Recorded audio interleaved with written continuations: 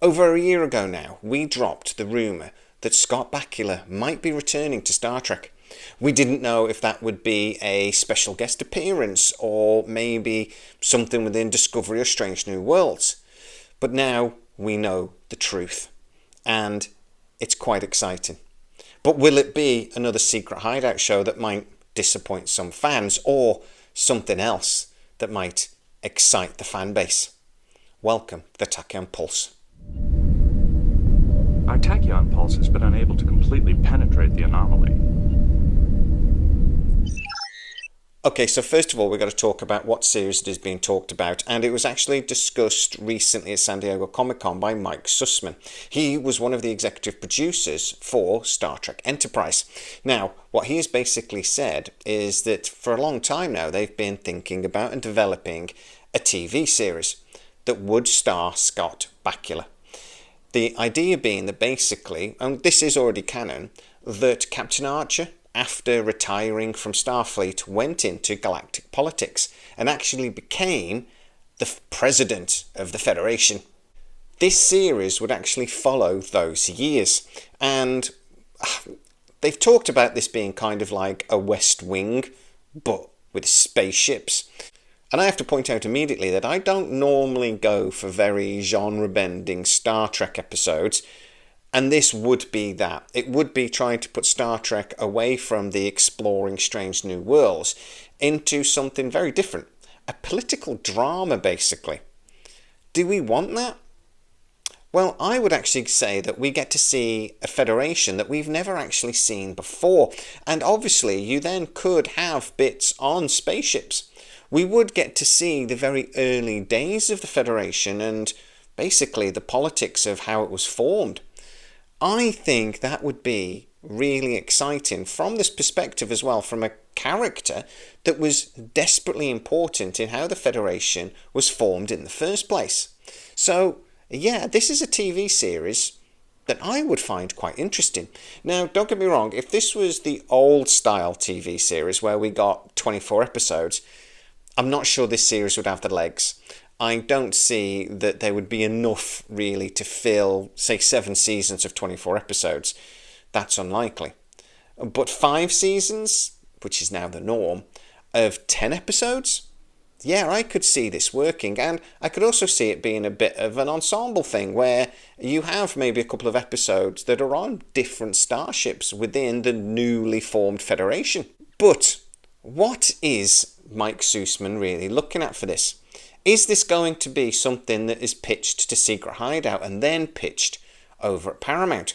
Or could it be something else that the new owners of Paramount, Skydance, are considering?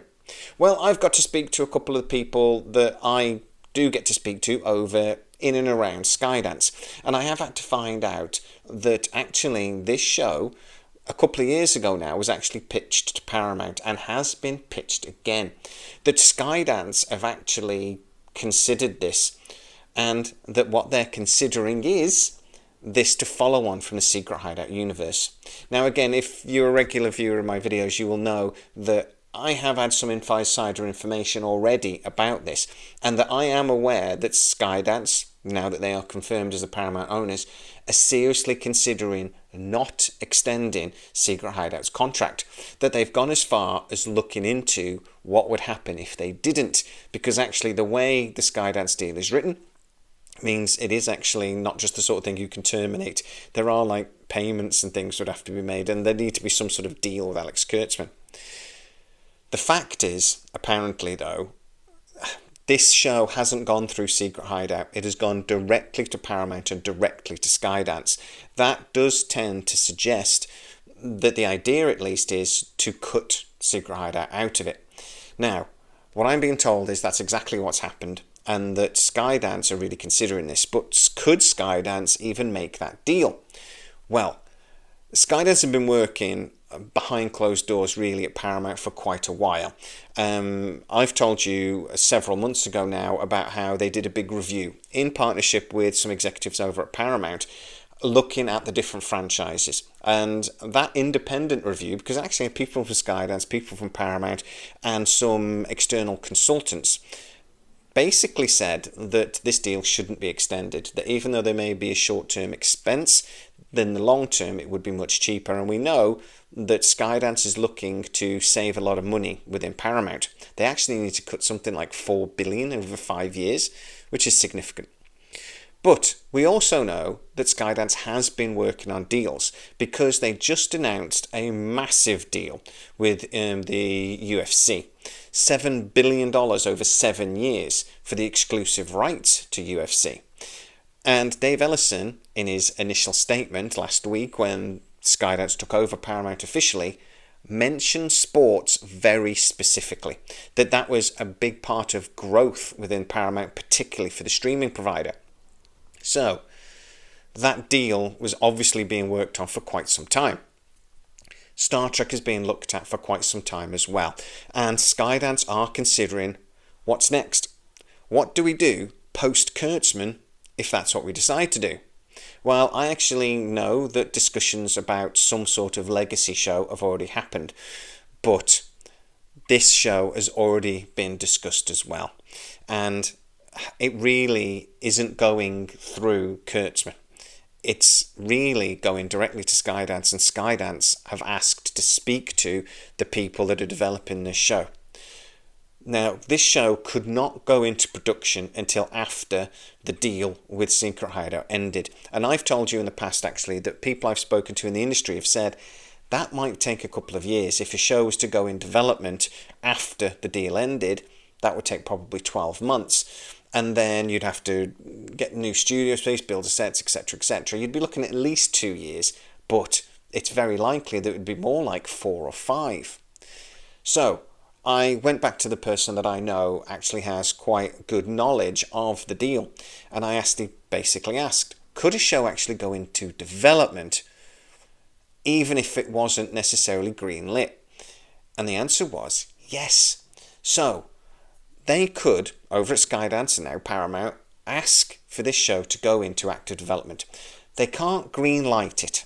That's what I'm being told. They can't officially greenlight the show, but they can ask and pay for the show to go into development.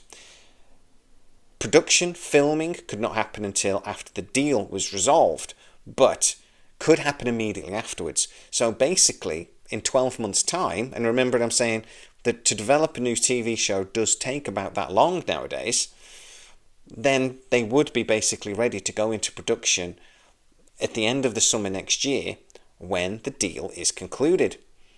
Now, that is interesting, because I'm also hearing that, as I said earlier, just ending this contract with Secret Hideout isn't that straightforward. Secret Hideout isn't that straightforward. It would actually require some negotiation if it's not going to cost Paramount quite a lot of money. I'm being told that that would be the idea, that they would basically give some sort of exclusivity deal to Alex Kurtzman for maybe a couple of movies or something, or a first look deal which would allow Secret Hideout to continue working on some projects. They could even give them a deal to produce individual Star Trek shows, but wrestle back that exclusivity deal that they've got. Basically, Secret Hideout produces Star Trek, no one else can. If they wrestle some of those rights back, then there's no reason why an independent or, in-house Paramount show can't be produced alongside Academy if it's any good. We haven't seen it yet, so let's keep an open mind. Maybe this comedy show that Tawny Newsome has been developing, or something else that Secret Hideout could produce. That is very possible within what would normally be a TV show like this. A production company produces certain shows, another production company can produce something else. Let's see if that's what happens. But it does seem that Skydance are planning ahead, that they no longer want Secret Hideout involved, and they are seriously looking for ways to get him out. Excited much? Yeah. How do you like my new studio, by the way? Tumblr. Michael Keaton Batmobile. The proper Batmobile. Knight Rider. If you look back, actually... if you can figure out how. Can I figure out how to do it? The light goes anyway, but I don't know where the button is. Ecto 1 and... hey, the DeLorean. So, hiding a load of wires, I'll figure that out later, is the F302. Come on. Can't argue with that. But guys, get into the comments and tell me what you think about the new setup. If you are new to the channel, don't forget to like, subscribe and hit the bell notification. It really helps us out and you'll never miss any of our new videos. Also, you become a member of the channel and get to see a lot of these videos before everybody else. Go check that out. As always, please stay safe and I'll see you next time. Our tachyon pulse has been unable to completely penetrate the anomaly.